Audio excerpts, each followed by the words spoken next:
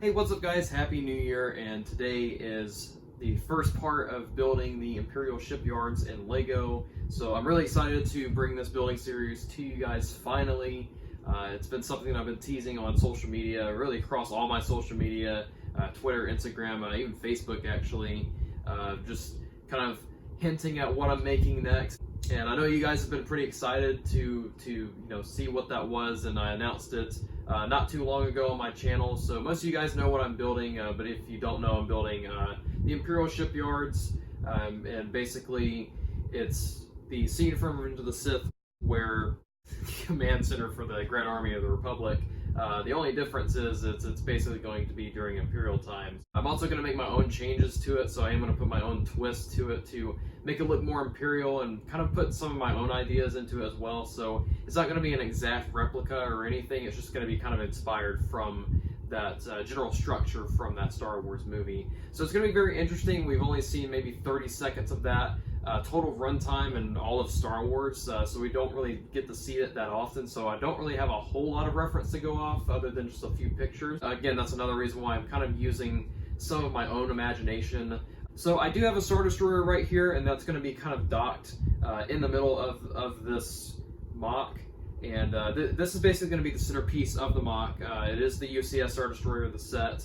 I got it the other day, and this is going to be used into the mock, and it's going to be docked in the shipyards. Now, what exactly am I going to do with it? Am I going to modify it or anything like that? I'm not sure, but we'll see what kind of the future holds as the building series goes on. Alright guys, so I think what I'm going to do now is I'm going to break down further in depth of how this mock is going to turn out and look like.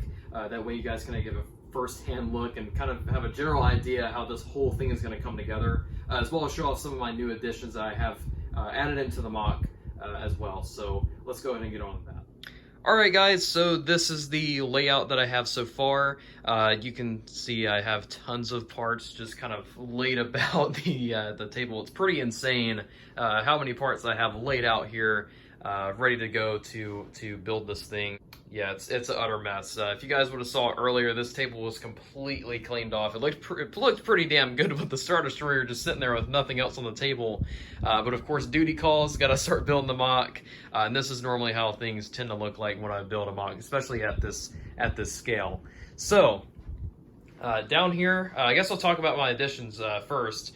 So right here is the first add-on that I have. Actually, quite a bit done. Pretty damn good for what I've gotten, and this is all in one day, by the way. I did this all in one day. I wanted to get more done actually, because if you notice in the pictures, I actually had there's like another one of these like slants that goes up and then it kind of cuts across. Of course, that's going to be the top surface of the actual dock, and I wanted to get that in. I actually wanted to get this whole base plate done for the first part, but this was just taking forever, not only because the tedious greebles on the sides of the walls and stuff like that, but it was also just me experimenting a lot.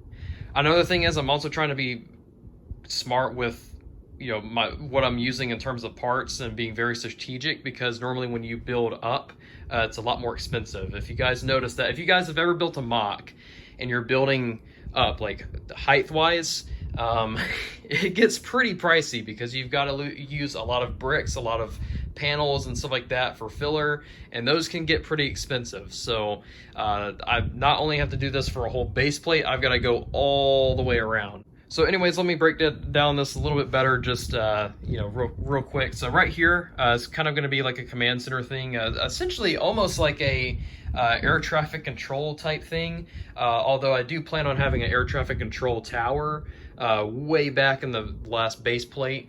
But this is kind of serving as that, I would assume, at least. I don't know what else it would be for. And then of course I've got two hangars. Now these hangars are going to continue all the way down, and then again, this is actually going to be duplicated on this side. I mean, it is going to look a little bit different. I'm going to change some of the greebles out and stuff, but it is going to be essentially the same thing on this side going all the way down on both sides.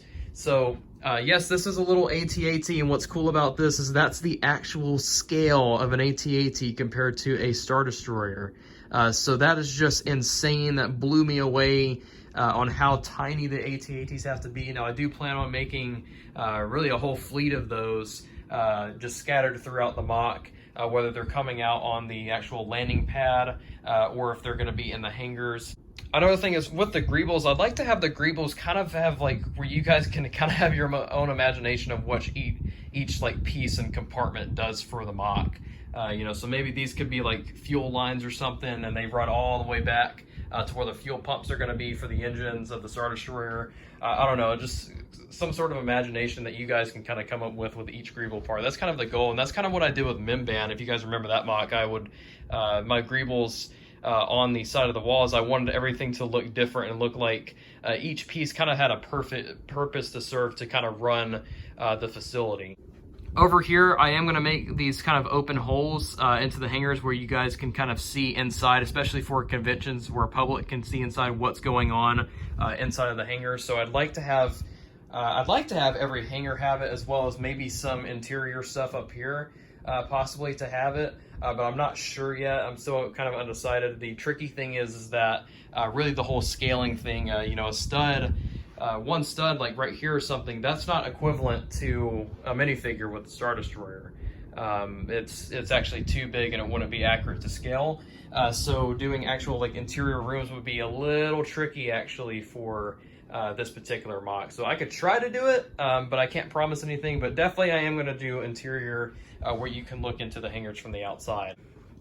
Now eventually up here I'm going to have kind of a Imperial turbo laser on both sides, so it's going to have some, you know, anti-aircraft, you know, gun defenses at this base. So that's what I plan to do here, as well as each base plate I would actually like to have a crane of some sort on each base plate, kind of, you know, skipping across, and that way they can, you know, if they need to load something onto this destroyer or, you know, anything like that, you know, they can. I know my buddy Matt, or the Brick Whiz, recommended that I should have the cranes holding like chunks of the Star Destroyer, and that's a really good idea actually.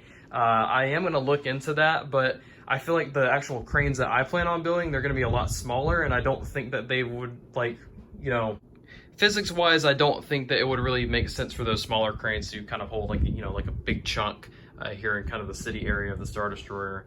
I don't know. I don't think that would really make all kind of sense. So if I were to do that, I feel like I'd have to have like just a massive like gantry crane that goes across to hold a piece like that. And I feel like that'd make more sense, especially compared to like real life Navy bases or something. I don't know.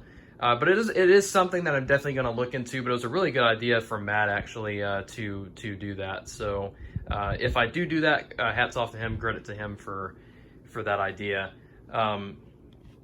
Right here in this area, I'm going to have probably like the Rogue One like cargo shuttles parked there on the landing pad, and then I'm probably going to have here like maybe just some storage containers holding like munitions or something.